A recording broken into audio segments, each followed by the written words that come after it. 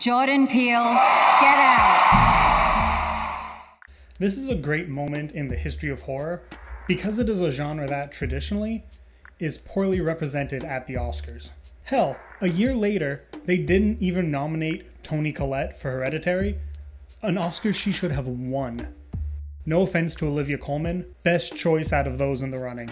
The only genre that really feels more looked down on by the Academy than horror is comedy. A comedian at the Oscars. Which is where Jordan Peele got his start in the industry. During the run of his sketch show, Key and Peele, there were several horror parodies that they had produced. And that's what I want to look at today, to see if there is anything that we can learn from them and even connect to Peele's work as a horror filmmaker. Let's do this. Alright internet, so like I said, I want to look at the horror parody sketches that they did on Key and Peele and see if there are any links to what he has done in his work as a director. I want to know if there's anything we can learn from them. We can't really look at the directorial style because Jordan Peele didn't direct that show. The show was directed by Peter Atencio, who also did the movie Keanu. So we're going to be looking a bit at the writing, I guess, but even then there are so many writers that worked with them over the course of the show. I don't think we can pull out specificities in that kind of way, but who knows? Peele was one of the two people overviewing the entire project, with Keegan-Michael Key, obviously. So there's probably something we can find, and that's what I'm really interested in. I'm not going into this with a thesis that I'm trying to prove. I'm going into this trying to learn in general. I think that's going to be fun. Who knows what we're gonna get? Yeah, I'm also excited because I haven't seen a ton of Key and Peele. I did not have a network that aired it back when it was on, so I don't think I'm going to have seen any of these sketches, unless Substitute Teacher is in here. And while I'm housekeeping, all of these sketches that I'm covering here are sketches that were in a Comedy Central sort of best of that they had put out. I'll put a link in the description if you want to check them out. They're all there. That's what we're working on. Anyways, that's enough setup. We're going to start with the first sketch. Not a whole lot to say here. Very well directed, but it's a single joke playing off the dialogue from the original film. It's funny, it's quick, and it gets itself over fast, so that's what we're going to do with this. This sketch really works off of a concept that I think is really easy to play with in comedy, but one that's hard to do extremely well, which is the juxtaposing of two separate tones together. I'd say the sketch succeeds at that, and I think that success comes directly from the fact that it is building off of the performances of the two leads. While the overall aesthetics of the practical effects and set design are all fairly well done, it is still a TV budget, and that's not enough to credit the juxtaposition to on its own. And not saying that it looks bad, I think they do a great job with what they have in every sketch they've put together. I just feel like these two guys know their strengths as performers, and they are playing to them perfectly. This sketch really shows how much they and their writing team know their voices as comedians. I think that on paper, this is my favorite sketch of theirs. It is by no means their funniest sketch. The main joke is just a pile of voices and impressions that they do rapid fire one after the other, and they're all well and good, but that's not what attracts me to it. What I love is how they are approaching the source material for this parody. Anyone who does a parody of The Shining, they're going to just set it in the Overlook or an Overlook-inspired hotel, but that's not what they did. Instead, they took the power that is The Shining and made that the core of their sketch. And in doing so, they were able to come up with something that was both completely their own, but still interconnected in with The Shining as a whole. It really shows off their creativity, which is something that has always made Key and Peele stand out as a sketch show. It's not just a ton of laughs, it's also really clever concepts. This one, like the first, is a quick single joke sketch, real solid, and like The Exorcist, is sold as hard by the set design and camera work as anything else. Cool, solid stuff. This one, that is also playing off of zombie films, just feels more fleshed out. Get it? Fleshed out? Do you get it?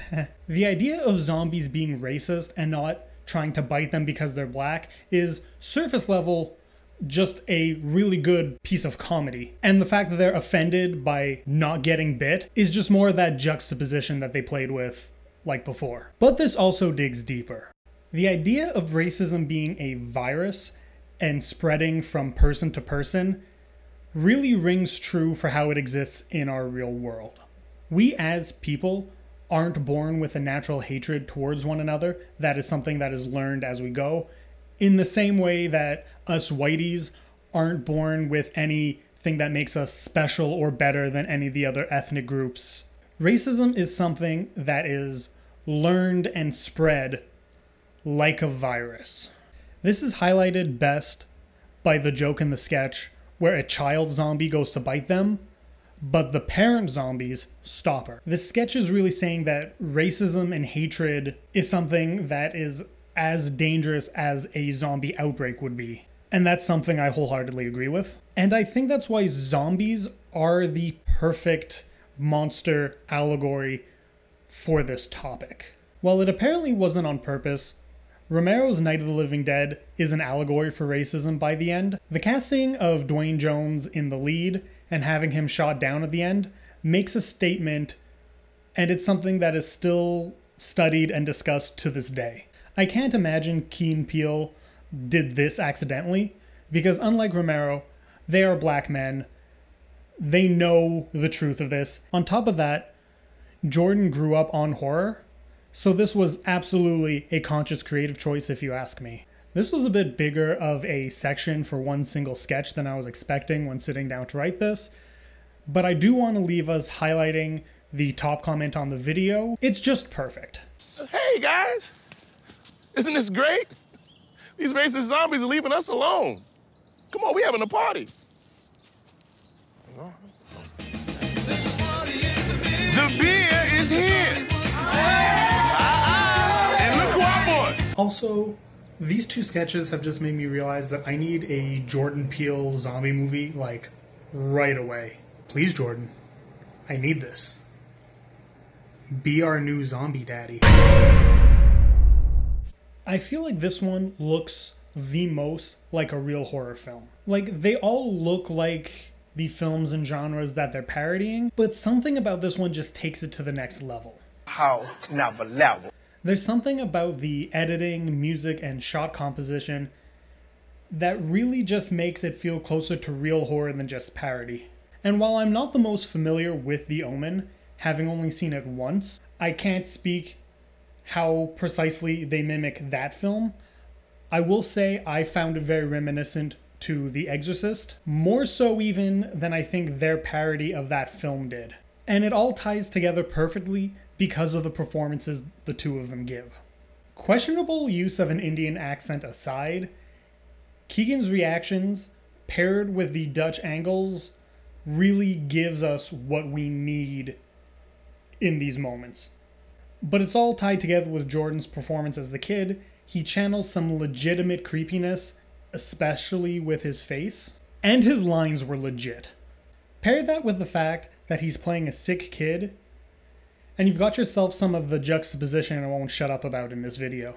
And that's all the horror parodies, at least the ones in that compilation. Are there more? I don't know. This is what I got. This is what we're working with. So with that, do we have enough to make connections between these sketches and his filmography as a director? Yes. The first thing worth mentioning is comedy, because despite the fact that he makes for real scary horror movies, he does manage to put a strong amount of his comedic voice in his films as well. The comedy in his films smartly comes from its characters. You have Rod, played by Little Rel Howery in Get Out, a comic relief character who borders on the unbelievable, but it works because of how well it's played. You could say the same thing about the Tylers, the characters played by Elizabeth Moss and Tim Heidecker, who are also very cartoonish and borderlining on the unbelievable. And that's how I feel about the sketches as well. So many of them are riding that line of believability and being anchored in by the performances given by Key and Peele themselves, and really shows that those sketches wouldn't work as well if you had recast them with different actors. And in his films, these comedic characters also work as, and here's that word again, a juxtaposition to the main characters. Rod is a high-energy character, quick to judge, while on the opposite side, Daniel Kaluuya's Chris is calm and keeps giving the host families the benefit of a doubt until it's too late. Then you have the Tylers, a well-off mess of a family who I don't even think like each other that much, juxtaposed against the much nicer, more charming Wilson family. As I said earlier, one of the classic ways to create comedy is the juxtaposition of tones. It's the main way parody works. And I think you can see aspects of that writing philosophy reflected in the worlds that Jordan Peele has created in his films so far. The obvious is in Us, where the tethered live in a world below ours, existing as dark mirrors to ourselves, but I think you can see that in Get Out with the sunken place, albeit a bit more of a metaphorical one. In reality, we can defend ourselves and deal with our trauma, juxtaposed to the sunken place, where we are powerless, trapped, and drowning in our own darkness. Man, I am just running this word into the ground. Another recurring element is the depiction of blackness and black identity in both his sketches and his films. I covered it in the Dawn of the Dead parody, but you also see it in The Shining, where they say the powers literally manifest in black people specifically. And these things also reflect in his films. Get Out is obvious. It's literally the entire point of the movie. But with Us, there's much more nuance. Now, I'm obviously someone who is not necessarily equipped to talk on this with any authority, but I did do some reading, and there are some interesting articles that I found on the topic of black identity within the movie. And I've got two articles in particular that are a little contradictory at points, but overall create an interesting conversation, and I'm going to put both of those in the description as well, because like I said, not the one to talk about it. Though I will point out that in Us, the dysfunctional family is the white one, and I agree. And finally, I'll just point out that, yeah, this stuff absolutely seems to be in Nope as well. It follows the descendants of the first black family in cinema and juxtaposes the quieter Daniel Kaluuya character with Keke Palmer's more outgoing, seemingly comedic role. Now, I can't talk about that film any more than that, because not only is it not out at the time of recording this, but I haven't really been looking into anything about the film. I've only seen one trailer. I haven't been reading about it at all, because I like to go into movies as blind as possible, so that way I get the best experience from it.